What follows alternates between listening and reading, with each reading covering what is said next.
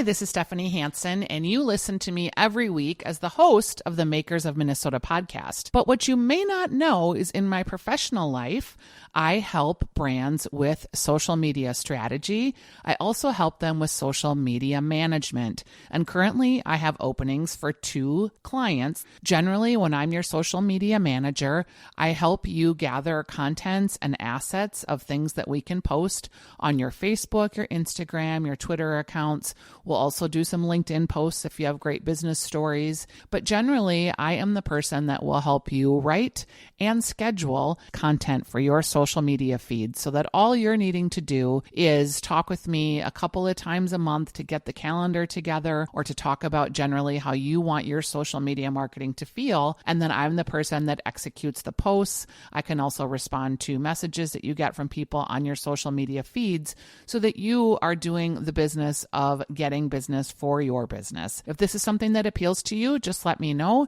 You can find me at shansen, Hansen, marketing@gmail.com. Now on to the podcast.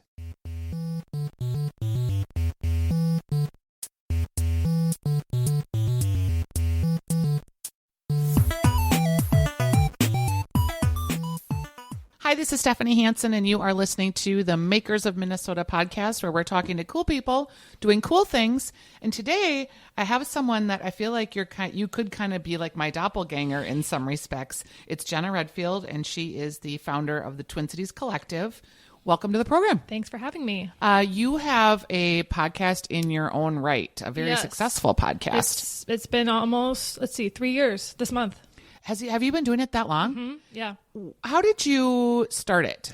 Well, I went to school for video production, so I have a so I have a big background in video, and I never thought I'd do podcasting because it's just not video, it's just audio. Yeah. But it became really big. I loved listening to podcasts, and so when I started Twin Cities Collective, I only started 6 months before I started the podcast, and I don't know, it was just something I wanted to try out. I saw a lot of my friends doing it, a lot of my online friends, and so I bought a $100 mic. I, tried Skyping or Zooming with people, and I just have learned from there all of the importance of, good quality mics and, the sound quality, and then also what to talk about. And it's been a process, and I've met a lot of people through it, which has been awesome. And yeah, it's been a really fun experience. Describe to the listener what Twin Cities Collective is. It's kind of confusing because we do a lot of things, but basically we started it as a community group for people in the Twin Cities that do things either online or they have their own business or they have a blog. That's kind of the general arching thing. Over time, it's kind of expanded with the podcast. We do a lot of events and workshops. I teach mostly social media, Instagram workshops. And then we've kind of branched out, and now I do Instagram and social media coaching one-on-one for small businesses. And then we've just done a lot of things. But basically, we have a Facebook group, we have our Instagram account, and people can connect with each other in those places. When you started it, were you working like out of your home and you were looking for community? Mm-hmm. What was the impetus of why you felt like this voice needed to be in the world doing this? Well, so I had been going to networking events around town. I was looking for work. And so I realized that the whole Minneapolis area is very disjointed in terms of people don't really know each other unless they go to this one event or something. And so for the longest time, I thought, I wish everyone had a way to find each other. And I was in a group called Twin Cities Blogger Collective that was not run by me. And the girl that was running it ended up moving. And I said, would you mind if I took over this group? There was maybe about 100 people in it. It was very small. And she's like, sure. Like, here's all the information. She gave me the Instagram. She gave me everything. But so I had this thing and I didn't know what to do with it. I was like, okay, this is mine now. Yeah. And there was another group called Minneapolis Bloggers that had a couple hundred people in it. And I was in that one as well. I looked to see who the admins of that Facebook group was. And one of them was my cousin, Melissa, my first cousin. Funny. And so I asked her, I was like, can I take over this group too? So I did. And then I merged them together and moved everyone over to one group. And then we changed the name. We rebranded to more of the small business blogger community. And it's just been growing ever since. And I've just had this real passion for it. Like, I really enjoy connecting people to each other. I really like building my own network and then helping people. People have found jobs through the group. People have found business partners. They have learned about other things that are happening. And that's really what I do it for. So now, as we've evolved over the course of the last 3 years, Is the collective still a place where people get together and it's like a meetup, or is it more a house for your personal? I would say it's both. I mean, we still do a lot of events. I try to do one a month. That's kind of my goal. It sometimes happens to be 2 in a month, and then on the next month, we had our huge Best of Awards, which, as you know, you were nominated. Thank you. Which kind of was a random idea I had last year, and it went really well. And then this year it was even bigger, and we had a huge event. We had 150 people at our event, and it was our first maker market, and it was just really insane. And it really hit me how big it's gotten. But we try to do a lot of smaller workshops. I've done a lot of surveys, and most people like to do about 30 to 40 people per event, because if it's over 50, it gets to be a little big, and people are, who do I talk to? Yeah, because they really do want that interpersonal connection. Yeah. And so that's one thing where I'm like, if it's only 10 people, it just doesn't seem big enough. I found that 30 to 40 is great for workshops. And so actually our Instagram workshop that's happening in February just sold out in like a day, which was awesome, because it's so needed, and we're doing our first ever breakfast workshop. So a lot of them are usually in the evening, because most of the people in our group are side hustlers, or, they work during the day, so they come in the night. So it's figuring out, okay, well, who is the audience that I want coming to these events? There are so many different types of businesses and people involved that it's hard to have everyone be happy with what you're doing, So let's back up a second and talk about who you are. Okay. Like, you're a fairly young woman. Yes. How did you have the confidence, the knowledge to be like, okay, like, I'm very impressed by you, because you just dive in and start doing stuff. Yeah. And that takes a unique kind of person, because you are like, you're like, oh, I want to have this like whole best of event, and you just did it.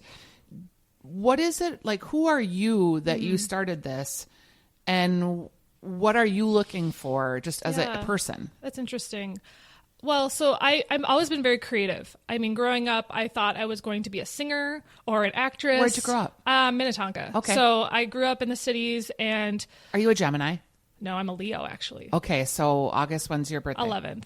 Okay, my daughter's born August 3rd, and she's like you. Like, she just has this Fire. confidence and this fire, and she just does stuff. I'm like, how do you know how to do that? She's like, I don't know, Mom. I just figured it out. And you kind of remind me of her in that way. Yeah. Well, it's so funny, because I live in fear. Like, I'm always afraid. Really? Yes. I always think everything's going to fail. So whenever I launch something, I'm in panic mode. Like, when I launched the Best Awards this year, I launched it in like November, the tickets, and we didn't get a lot of sales the first 2-3 weeks. And I was terrified, because I had paid for the space, and like, I was like, I need to at least recoup my investment and actually get enough people, because I was like, otherwise it'd be embarrassing if no one came. So, but it was funny, because like most of the audience came within the last week of sales, because they got nominated. So it was like, I should have known that, but basically, so growing up, I was really creative, and I don't know, I just always felt like I had this calling to be something bigger than what people expected of me. And I think, I was smart, but not like super smart. And I was good, but not good enough. And I always struggled with social stuff growing up. I had struggles making friends and keeping friends. And were you an only child, or did you have brothers and sisters? I have a brother, and I was the oldest. So I don't know. I was very confident when I was younger. And then right about the time middle school, high school, college came, my confidence kind of went down. And even after graduation, so when I went to school for, again, like production, media communication, just because I really love making videos and telling stories. And then basically all the stuff I've only learned in the last 6 years, which is crazy. But after I graduated college, I had no job. Like, I didn't know what to do, because my major was so broad. I could do whatever, but I also didn't have a path. So I could go whichever direction I wanted.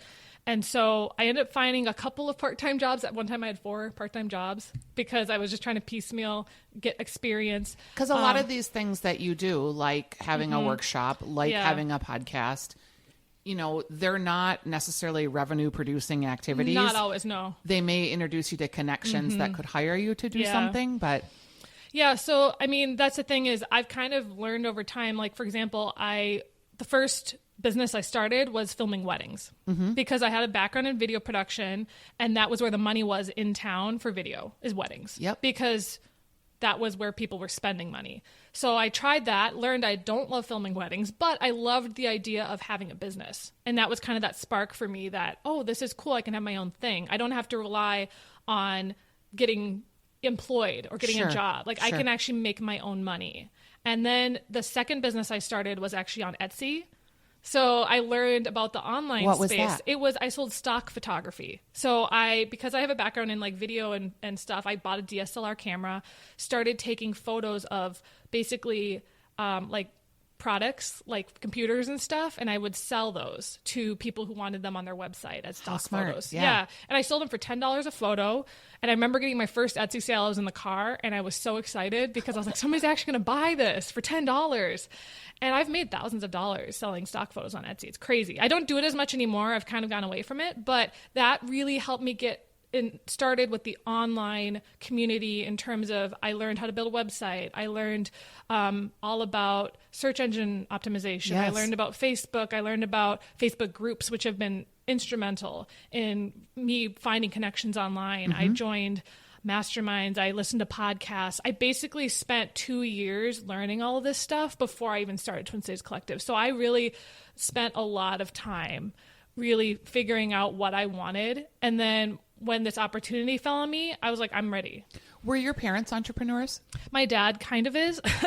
He's kind of a job hopper. Okay. So he's in like the finance world, but he gets very bored after a few years at a job. And so like he has had his own jobs, and growing up, sometimes he'd work from home and sometimes he'd had a regular job. It kind of goes back and forth.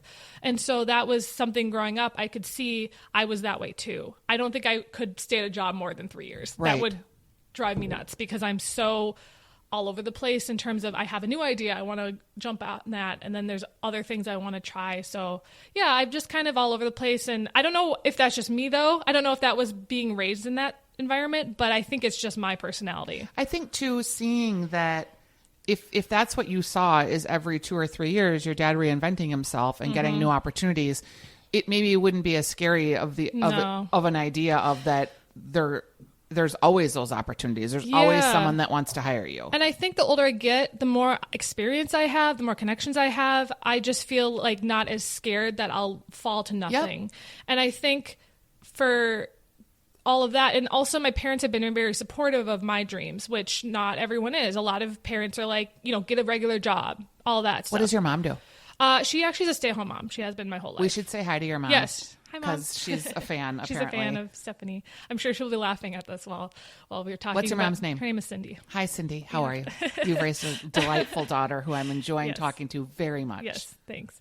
So I mean, I do think that a lot of it has been just the freedom I grew up in. Like they let me pick what college I wanted to go to. They let me pick what major. Yeah, like some people, they weren't like, you should do this. Like some people's parents are that way. And my parents are just like, do whatever you want. As long as you get an education, it's your life. And, and I never, and it's funny because like my brother is kind of more traditional and he's gone the more like, get a job kind of thing. And I've always been like the free spirit in terms of I wanted, like, to me, having a job is just a job. And I think, you can make money in a lot of ways. Yep. And I think for me, I could never live that way where I hate what I do. I could never live that way. Yeah. I'm very, very sensitive and I'm an empath. I'm a highly sensitive person. So for me, every single day would impact me so much if I had a job I didn't like. And I have had jobs I haven't liked and I've left them because I hit a point, I hit a wall and I'm like, I can't do this anymore. How do people access Twin Cities Collective? Like, do they join? Do they follow you online? So we have a Facebook group. That's mainly where all this stuff happens. So there's two different things. We have a page, but we also have a group. So if you join the group, then every single weekday we have threads you can add. So you can add your Instagram account if people want to follow it. You can promote yourself. It's a great way for small businesses to find other people and also promote themselves. We also have an Instagram account. So I'm on stories every single day. And then we have an email list. So I always share things about what's coming up. And then I'm going to be launching group coaching soon as well. So that's going to be something where we're going to have like 10 to 12 people. It's going to be like my one-on-one coaching, but more in a group setting. So that's kind of what you can join now. We did try a membership for a bit and it just wasn't right for me. When you join a group to be coached, Yes. What are you being coached in? Social media? Yeah. So I'm going to have like every month, it's going to be like 3-4 months of coaching, like once or twice a month. I haven't gotten it together, but basically I'm going to be walking through different parts of marketing. So social media, websites, video, podcasting, all the stuff that you need to know to start a business and then have it be promoted online. That's really what I teach. Who would be a good student for you? Probably a small business owner who is... How small? You could even be on your own. Like a lot of my clients, it's just them. Yep, solopreneurs. So solopreneurs, sometimes they have a small team. I've been working with a few wellness companies where they have maybe 10 to 15 employees. And it's usually either the marketing person or the owner. Because I always tell business owners, you should have a sense of what you need to do, even if you hire a marketing person. You should still be in charge of your own business, even if you outsource part of it to a marketing person. Like maybe you know what your social media strategy is and you know you should post 4 days a week and but you are just not doing that. Yeah. So I think I think having that knowledge of what you should be doing is just as important as doing it, because if you just hand 100% of it off to someone else, you're really risking it on them because, they could mess it up. They could, but you obviously have to make sure they're a good fit and all that stuff. So I really feel like, to me, my mission is to make it so that business owners understand marketing. They just understand it. Yep. That's really my goal. When you mentioned, I'm going to pick a little bit at the different social media elements. You mentioned Facebook groups and your eyes kind of lit up. Yeah, I love them. And we're reading a lot in the social media field about how, Facebook is really putting a lot of emphasis on groups, and that's really an important piece of Facebook. Tell me about how you feel like that works for a business owner. Obviously it works for you because you're having these threads and you're having these online discussions. Why would a Facebook group be important for a business versus a Facebook page? Well, I was actually just on a podcast recently where I talked about this whole topic, which was kind of fun. I never talk about it, but it's not for every business. I'll be honest. There are some where you do have to have time devoted to it. And to me, it is worth the time. I do schedule all the posts, so I don't have to actually be in there posting. But for me, I think just being part of groups is important, even if you don't have your own. I think that by joining Facebook groups, you can be a resource for people. You can get clients through it. You can learn things. There are so many groups out there. There's so many. Yeah. But what I've found is that sometimes I join people's groups and then they're dead. And you're not posting. No one else is posting. Or if you are posting, no one's commenting. So what I found the biggest tip is to make it about them. Don't make it about you. Because for me, the reason people post is they get to talk about themselves.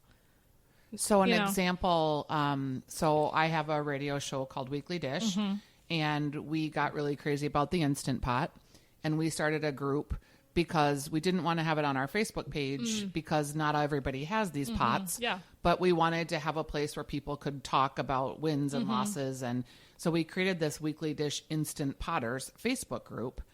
There's 8,000 members of this Facebook group and 3,000 followers of our Facebook page. Wow. The group has eclipsed because it's so niche and it's so specific.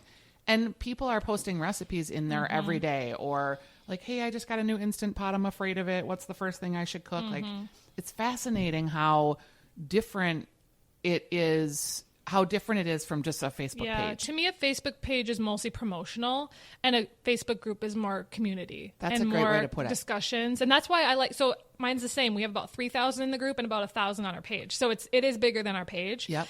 And I do still post on the page, but it's usually just my own blog posts or episodes of the podcast. I don't really ask questions on the page. I don't really start conversations on the page. I do that in the group. Okay. Because it's kind of it's a closed community, so only the people in the group can see the posts.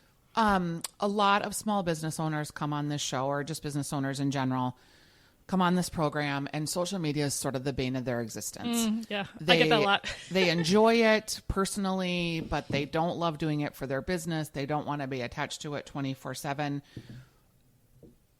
Why do you, or how much time do you think a business owner, most business owners, need to devote to social media in a week to be successful? I would say at least 5, like 1 hour a day. Okay. And you probably have a good plan for like 1 hour a day of how to execute that. if they can't devote 1 hour a day or it feels overwhelming, how much do you think someone should budget and on a monthly basis for hiring someone? It depends on everything. I mean, it depends on how good the person is, how much they're doing. Are they creating the content or are they just posting it? Yep. One of the things we are planning to do at some point is to start bringing on people to help manage people's social, because that is my number one request is, do you manage social? Yeah. And because most people don't have the time.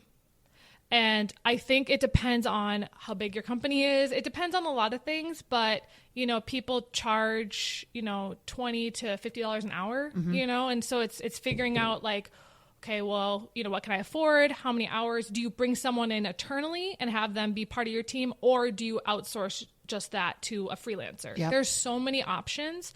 I mean, I've seen it where I'm working with a company right now where they have a front desk person who is also their social media person. So she's got dual roles.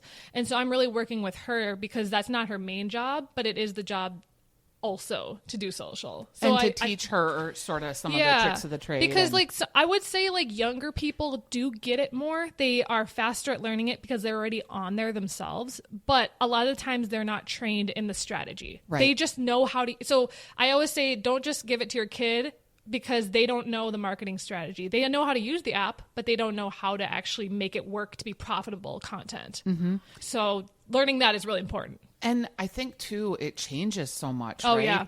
Like the algorithms change, the usefulness changes, how the follower strategy changes. That's kind of why I talk about social on the podcast, is to keep people updated, because they don't have time like I do to spend learning about social. Like my job is to read books and learn about social and then tell my coaching clients or to tell the audience, okay, guys, like TikTok is huge right now. Let's talk about it. All that stuff. Have you heard of, so TikTok is new and there's a lot of young people on it. It's 6 second. It's actually, I think it's 15 second or 60 seconds. They started, I think, in like a Snapchat competitor. Yeah, it was called Musical.ly back in the day. There's a new one. Have you heard of Quibi? Quibi, that's it. Well, so that's completely different. Tell me about that. Okay, so there's Byte, which just launched this week, and that's Vine 2.0. Musical.ly became TikTok. It was purchased by a company in China, so now TikTok is like number one. Quibi is actually like movies and TV shows based out of Hollywood that are under 10 minutes long. And that's launching, I think, in April. And I'm excited about that. We'll see how that goes. It's like I think they've raised $1 billion. It's the guy, app. Jeffrey Katzenberg, and then the woman from Hewlett Packard. Meg Whitman. Yes.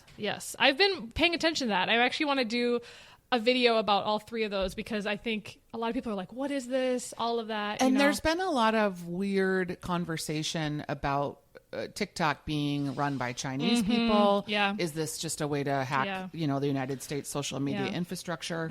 I've been kind of wary because of that. I haven't really done much with TikTok, mostly because I'm not sure yet how it would benefit me. Right. I have seen some local people doing it and they're doing it really well, but then they're also sending it over to their Instagram or, so they're kind of their YouTube channels. And most people on TikTok right now aren't making money through TikTok. They're building their audience and then moving to Instagram and YouTube to actually monetize it. So that's kind of what I'm seeing right now. TikTok is a great launching point for a lot of people, but it's hard to sustain that in terms of money on the app. I did a podcast a few weeks back with Eli Aloni, foodie channel. I think I listened to that one. Yeah. And TikTok is his big platform, but he's 16 and he's trying to move into the other platforms and also trying to figure out how to monetize his content. Yeah. I think the part that I don't always recommend TikTok to people is it's just so overwhelming. It's overwhelming to me. And I'm in my 20s. Like it takes a lot of creativity to even go viral. To me, it's a lot of consistency. It's like Instagram, but it's completely different. So for me, I've just mastered Instagram, and I'm like, I don't know if I want to master TikTok. We'll see if it stays. That's the thing is, Vine only lasted 4 years, and then it was gone. And then it's so sad because some of these people had such a huge following that they'd worked so hard to build up. And that's why I always say to my clients, don't put all your eggs in one basket when it comes to a social media platform, because you never know when it could be gone. And so you want to build up your audience, but, bring them to all of them, add them on. So one of my biggest calls to action on my Instagram is to join our Facebook group. And one of my biggest calls to action in my Facebook group is to join our email list. So I'm getting people in every platform so that if for some reason my Instagram gets shut down, which I hope not, but like it could, then I'd lose all of the 17,000 followers I've built.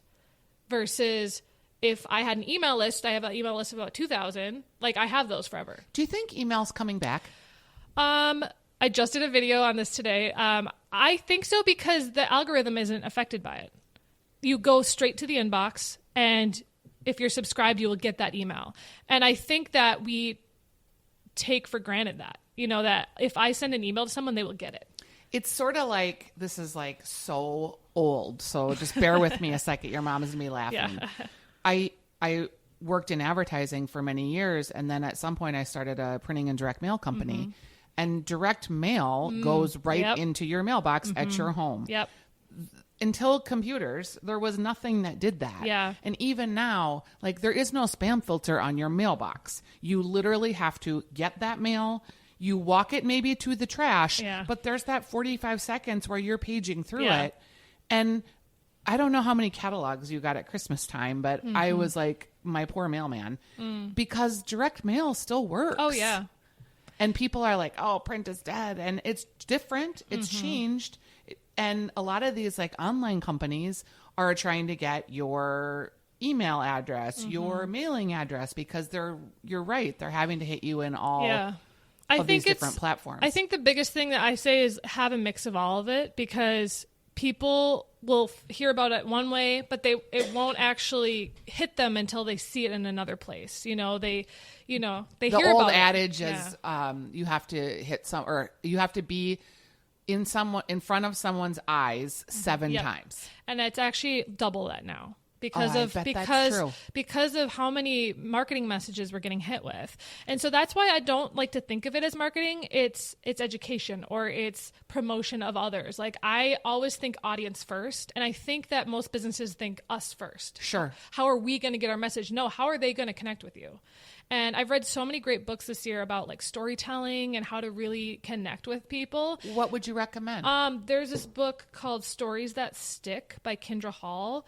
Love that. Also, Building a Story Brand by Donald Miller. Those are two of probably the books I recommend the most in terms of creating a story that sells. And I know it sounds weird, but storytelling is how we've lived forever. Hieroglyphics back in the ancient times. Right. Stories have been movies. That's why I love movies so much. They tell a story, and that's why I use my Instagram account to be a storytelling platform. Every single caption, I tell some sort of story. And I've really been pushing that lately is people want to read that. People love reading stories. That's why people read books, Are there trends that you're seeing in Instagram, like that are more recent that you can share with the listeners? Like one thing we were talking about the other day is people are getting very personal with their Instagram stories, but it's 45 panels of like, and then this happened and then this happened. And I'm not sure for brands, certainly, but even personally, like, I don't know how long someone wants to hang out and listen to my daily musings. I try not to go more than 15 stories a day. Like, that's too much for me, unless it's a special thing. Because I'm the same way. I don't sit and watch someone's stories all day. I'm kind of a weird Instagram user where I don't actually use it a lot for personal use. I use it specifically for my account. I'm not consuming a lot of other people's stuff. Content. I do the ones people I know, people that I want to catch up with. Do you ever mute people? I usually just unfollow them. Yeah, my radio partner was just telling me that I was traveling and I was sharing stuff, and she was like, "Yeah, I'm sorry, I muted you."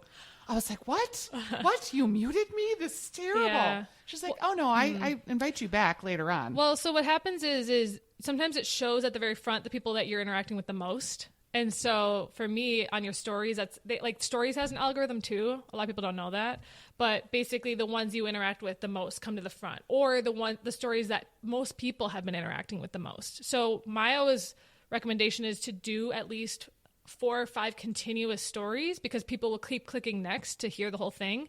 And that tells Instagram more people are wanting to watch. Right. Then if you just do one story and it goes away, it makes it seem like no one's watching it. Sure. But I would say stories are huge. So if you're not doing stories, I highly recommend it. I read somewhere recently that like stories are being seen 3 times more than posts. Oh, yeah. Oh, stories are way more popular nowadays. Well, the nice thing about stories, you can see who is watching your story. With your actual post, unless someone likes it, you can't see who's actually seeing it. So I'm in person with someone and I say I did this thing and they're like, oh, I saw that on Instagram. I was like, but you didn't like it. So how do I know that you saw it? You know, but with Instagram stories, you can actually see who has seen your story. And I love that. Yep. And I think stories can feel very authentic. Totally. Well, because they're gone in 24 hours. You know, Yeah. they're momentary random stuff. When we look at the feeds, people are getting more attraction than products. I have a client that has a beautiful Instagram feed, but it's almost so beautiful that it feels fake. And it's a small company, but they look like a big company. Yeah. And I keep saying, like, rough it up a little bit. Like, let's not have every image look so Yeah. professionally done. I feel like there are people that want to only follow those accounts, but then you also feel like it is kind of hollow. Like, who are you? It feels fake. Like, Yeah. what are you walking around with a photographer in your pocket 24/7? Yeah, I do think that, you know, I actually use a lot of graphics with quotes because I feel like quotes really stand out because all of a sudden you're on Instagram, you're just seeing photos. All of a sudden you see a quote and you're like, oh my gosh. Yeah. And those ones actually are my most liked, are because of the words I'm saying. And I think it kind of breaks up the account feeling as well. But I think authenticity and vulnerability is becoming the new way of Instagram. It used to be like, oh, look at me, I'm perfect. Like, this is my perfect life. And I do think that it's gotten a little bit less that way because people are just sick of trying to be perfect all the time when no one is. In terms of hashtags, we were like, you can have 30 hashtags. And it was like, no, you only want to have 5. No, do you have too many? How do you feel about hashtags just in general? I think they're great. I always recommend to local businesses, if you're only selling local, only use local hashtags because the people that are going to be potential clients are going to be looking at local and they'll be able to walk to your store. You know, it's not someone in California who's liking your post with a general hashtag. It's not strategic enough to like it's not about getting likes. It's about getting business, right? Yeah. And I don't know, like you use the word healthy. That just feels like... Oh, yeah.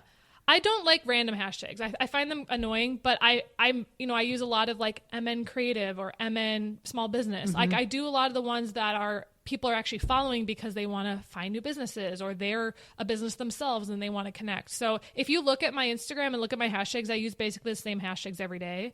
And a lot of them, I also look to see how many people are using the hashtag because that means more activity and more people are actually going. I actually have a free hashtag guide on my website too. Oh, good. So I basically went through and looked up all the local hashtags and kind of ranked them based off of their most uses and then kind of by category. So I have food ones, I have wedding vendor ones, I have photography ones. So basically I spent like half a day doing this and just listing them out so you can just get them on my website. That's very helpful. I was just going to ask you something and then I forgot. Podcasting is obviously something people are taking more interest in. People want to do podcasts, but they have barriers to entry because they don't know technically. Yeah. Do you think that a small business person should just start their own podcast at home, or do you think they should go and do it professionally? Well, I think it depends on a lot of things. It depends on your budget. It depends on your level of skill. I work part-time at Studio Americana in Golden Valley. They do professional podcasting, and they're awesome. They are really great. Yeah, and so I would say that if you're like, I just want to record and leave. I still work there and I did my podcast there for like a year and a half and I loved it because I could just invite people to that address. They come in, it's so professional, then they leave and that's it. I now do my podcast at home just for a few different reasons. And it is a lot more work for me because I have to now edit my own podcast. I had to buy all the equipment. It is a one-time investment though. So that is nice. So it's pros and cons to depending on your budget, depending on your level of skill. If you're going to have to hire someone to help you with the podcast, it might make more sense to just go to someone that already has it all set up. And if someone was going to budget to have someone to go somewhere and do something, is about $1,000 a month the right number? Yeah, I would say so. If you do weekly episodes, yeah. And do you know anybody that's making a lot of money on their podcasts? Well, I mean, some of the bigger podcasts are, it's funny. Monetization of podcasts is interesting because you can either get a sponsor or you promote yourself. That's kind of the two ways I've seen it. And for me, I've realized I'm just going to promote what I do. and then get leads that way in terms of my offerings. Because you're not Dax Shepard and I don't have Mark a million Maron, downloads. or Joe Rogan. And a lot of the people that listen are weekly. Like they come back, and so I have consistent listeners, and so they know what I do. But, I am looking into sponsorships right now, because not only do I promote my podcast on, Spotify and Apple Podcasts, I also do video version. So I have the ad on YouTube and on Facebook, and then I also post it on Instagram, like a clip. So, for me, I do more than just the podcast. It's also on all of my bigger platforms, which are Instagram and Facebook. And you have a lot of ways to monetize that for someone. Yeah. And that's the thing is there's so many businesses around town. I just haven't really gotten into it yet. I've been wanting to build up enough listenership to actually feel like, oh, I can now offer sponsorships. And I think I'm at that point. So it's just, that's the part that a lot of people struggle with is I'm only getting 30 downloads an episode. No one's going to pay for that. But if they're in a niche, like a super small niche, 30 people, that's a lot of sales if you get them all and they're super like interested, Yeah. And I have to remind myself, because I look at like when we do a radio show and we podcast that, there's in any given week 5,000 to 10,000 people that are listening to that and downloading it. Plus you add the 150,000 on the radio stick. So it gets to be a lot. And then I do my like home podcast. It's like, 1,000 people listened last week, but it feels like nothing. Yeah. But that's not nothing. It is a lot more than for a lot of people. Yeah. And I have been like podcasting. This is, 3.5 years I've been doing it, a long time. So part of it is just longevity in the space and consistency. And like, that's the thing is it's been the thing I've done the longest ever. Yeah. Like even I've had the podcast longer than I've had different businesses. So this is something that I don't know why, but I keep super consistent about it. Even though it takes up a lot of my week, I'm like, I still want to keep, people are relying on me to have the podcast come out. You have really good information for people. And so for me, I've put boundaries on myself in terms of, if there's a week I just can't put out a podcast, I'm not going to kill myself over it. Like there's just like, I think I took a month off. Because we actually did our first live podcast last June. We hit 100 episodes, and I was like, I want to do something exciting for 100 episodes. So we did a live podcast, but we were on 99, and we had a month to go until the live one. So I took a month off so that the 100th episode would be the live one. So I think, too, you need, like, it was about a month. I changed from recording at the radio station to recording at home. And so it was about a month. And I felt so, like, refreshed when I came back to it. Yeah, I think that was the same. So I went from the studio to home as well, and then I was like, you know what, I have all these options in terms of I can film, and so I've tried it different ways where I have cameras. Now I'm just using my iPhone because it's easier. Yeah. And I just got a new iPhone, so I was like, I'm going to use the really nice camera in my iPhone, and just figuring out, okay, do people want to watch the full episode or do they want to watch a 5-minute clip? Can I ask you about that? Because it's never occurred to me to record a session of a podcast. Do people want to watch you just talking to someone? It seems so boring. It depends. I watch podcasters on YouTube, but again, I watch the clips. They do a 10-minute clip. Watch the full. Yeah. And so they basically section, like, for example, there's a podcast called the H3H3 podcast, and they interview a lot of celebrities and stuff.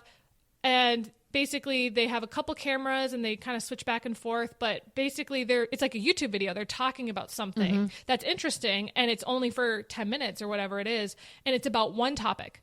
And so you're listening to it. Like, I watch a lot of YouTube. Yeah. Like, so does my husband. I am a huge YouTube, like, I love it. So I've been watching it for 15 years. And you've learned how to do everything in your life from YouTube. You? Well, yeah. A lot of it, if I'm really, but more so now it's entertainment. I just find it fun, and it's an escape for, like, I watch it while I'm putting my makeup on. I just love how YouTube has transformed into a really big entertainment platform. I myself have not used what I know I could do to do it, just because I'm like, I don't have time and like I want to do all these other things. So I have a YouTube channel. It's got like 800 followers. It's not very big, but it's for me, having the visuals is great for social. That's why I do the video. It's a good way to tell people, oh, look, they have a podcast. A lot of people follow me. They have no idea I have a podcast. Right. So by showing us talking, it's just another trigger to get more people to subscribe because they're seeing us talking on microphones that they might have, if they just saw a graphic, they might not know what that is. Right. A lot of people still to this day don't know what podcasting is. Right. I think it's getting there, but I think there are still people who are like, a lot of my friends are not in social media at all. And they're like, what's a podcast? Yep. So It's still getting to that point. That's how when we talk about pop culture at the radio station and people are like, wait, what? Who? And it's like, you don't know these people? They're like, no, we don't know. We don't pay attention to that. You're kind of in the world that you're in. Yeah, exactly. When you think about just social media in general as a business person, it's hard to monetize, right? Like you sell coffee cups and it's hard to be like, oh, because I did this Instagram picture, I sold this many coffee cups. Why do you think that people, I guess it's just like marketing in general. Like it's just always creating an affinity for the brand and always creating brand awareness. Yeah. Well, there's different kinds of marketing. There's direct marketing and then there's brand marketing. I read this book called Social Media. Shoot, I forget what it's called. But it was part of the Story Brand system. But basically, direct marketing is like sales. It's like you're selling a product. Brand marketing is getting people onto this engagement ladder where, you know, it's awareness. When somebody goes to your website, 3% of people are ready to buy. 97% of them are just looking for information. They want to know more. So provide them with that. Provide them with content. You know, on Instagram, every month or so, I'm like, hey, do you guys know we have all these things? Because we have new followers. People don't know all the things we offer. Slowly but surely, they've climbed this ladder where they get added to the email list. They come to our event, you know, then what they pay for, you know, then they become a coaching client. It's like getting people to really envelop your brand in a way that then they start telling their friends. Most of my people that join my group are told by one of their friends. It's become a word of mouth business, even though I'm also really promoting it on social. I don't think that there's one way to do social. There's a lot of ways. And I think for me, I just really try to be as consistent as possible, have good content that people want to be following me for, because if it's just promotion, people are going to stop listening. Yeah, you do give a lot of great advice, good content. It is Twin Cities Collective. One more thought or one more question, and then we'll wrap it up. We're seeing a lot of interest in influencer marketing. Do you think that's waxing, waning, or gaining momentum? I do think, I was reading recently about how they're like, it's over, like influencer marketing's over. I do think that personality is still a thing.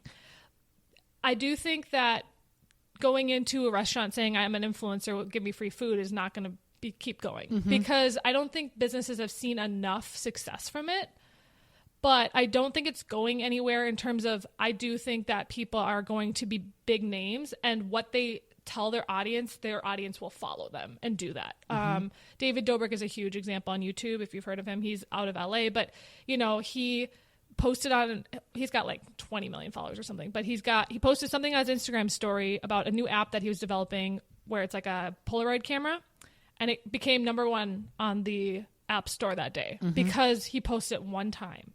And that just goes to show that like some people are going to be the ones that people click on and follow. There are people locally where they put a shirt on and someone's like, where'd you get it?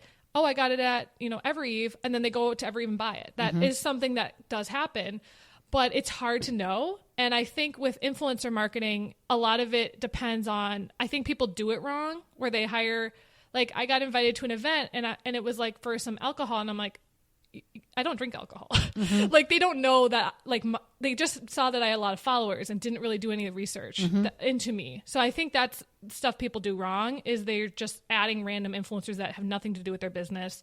It's not going to convert well because the missions don't match. So I think influencer marketing is something that is going to keep going for a few years. And I think it's only just getting started in the Twin Cities. I think it's kind of been a big thing on both coasts for a long time. But like, you know, the Mall of America is a great example. They use a lot of influencers. They do a lot of fashion stuff. It's like finding those people that are really connected to their audience. And I think they found that with their MOA Style account. They utilize the local fashion bloggers that have an audience, and they have followers that are interested in fashion, you know. Yeah. It depends. Again, it's all about strategy.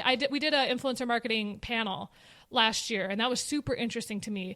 And one of the things, like Giselle Ugardi was on it, if you know who she is. I don't. She used to be on the radio. She was on, I don't remember which. she now works for Media Bridge, and she was one of our panelists. And she was talking about how longer term relationships with influencers versus one-off campaigns is really the way it's going in terms of. I'll bring up David Dobrik again. He has a long-term thing with SeatGeek, which is like a ticket app, you know, and they buy him all these cars and he gives them away to his friends. But it's become so ingrained that when you think of SeatGeek, you think of David. It's interesting because long-term. In the radio world, endorsements, right? I had an endorsement with Surdix that I think I had for 5 years. I haven't actually endorsed Surdix in an official monetary capacity in, I think, 4 years.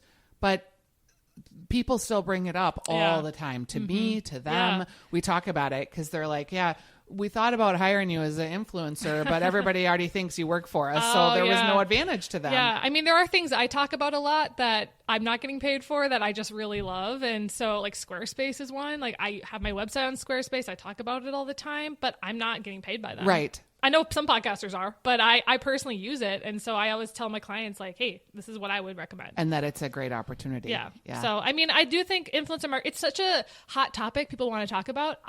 It's funny because I technically would be considered an influencer with like the numbers I have and just my overall influence in the cities, but I don't like to call myself an influencer. It's not really what I set out to do. But it's just interesting, like, to be treated that way when someone does talk to you. It's like, oh, you have this many followers. It's like, I think too, in like you mentioned, being careful and specific about your areas of influence. Like, if you want to talk about food or liquor or places to go in the Twin Cities or like Minnesota products, like I'm your girl. Yeah. But if you want, and maybe some business things, because I was a business person, and also maybe some cancer things, but that's kind of a weird thing to monetize. But if you want like me to talk about fashion, nobody looks to me for fashion. Like, and why would you? So finding the right people, and I always tell my clients, like, you can have people that are brand evangelists for you that don't have, you know, 12, 20, 30,000 followers, but still could be very influential for you. Well, there's a thing called micro influencers between I always say it's 1,000 to 10,000 followers. So they have not as many as I would say 10,000 followers. Once you get to that point, that's pretty much an influencer, at least in the cities. But there are a lot of people in that mid-range that are, you know, have huge engagement numbers. Yeah. Like there's this one girl, and I'm going to have her on the podcast because I don't know how she does it. She posts and she gets like 50 comments, like within an hour. And she's got maybe 3,000 followers. So I'm just going, how does that happen? Like I have 17,000 and I get maybe 10, you know, comments. I wonder if she has like a tree. Yeah. Sometimes people some of those. Yeah. So that's the part where I'm like, like a pod. Yeah. And so the idea is that they spend time promoting each other and engaging on each other. Part of me thinks that is it, but at the same time, there's so many people that I'm like, there's no way that this is part of a group. Right. That people must just really love her stuff and really connect with her, and they're just, I don't know. We'll see. Like, all right, well, I'm interested to see. I'm curious to know like what their strategies are, and there's a couple people like that in town that do that, and I'm like, wow, they get so much engagement. Yeah, it's insane.